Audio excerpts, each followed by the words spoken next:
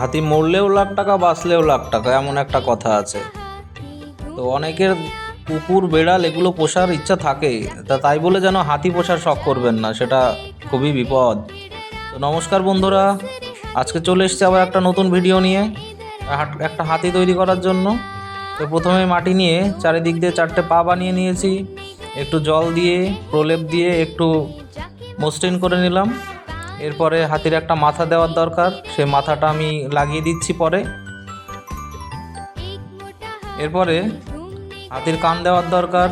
তা হাতির কান তো তোমরা সকলেই জানো যে হাতির কান হয় কুলোর মতো আর পা হয় থামের মতো। হাতির একটা শুরু দিয়ে দিয়েছি। প্রথমে ভেবেছিলাম শুরুটা একটু উঁচু করে দেব, কিন্তু পরে ভাবলাম যে না, আমার এটা তো শান্তশিষ্ট একটা তরুণ হাতি, তো তারপরে হাতির উপরে একটা আসন দেওয়ার চিন্তা করলাম। আগেকার দিনে রাজা মহারাজারা ব্যবহার করতো আসন, বিশেষ করে আমি দেখেছি একটু খাঁচার মতো উপরে থাকে যাতে পড়ে না যায়। এখনও এগুলো দেখা যায়। যাই হোক, দেখুন প্রায় হয়ে গেছে। এখন শেষ পর্যায়ে শেষ টাচ দিচ্ছি, এই প্রায় হয়ে এসছে। এবার একটু চোখের এই ভ্রুগুলো দিয়ে দিলাম।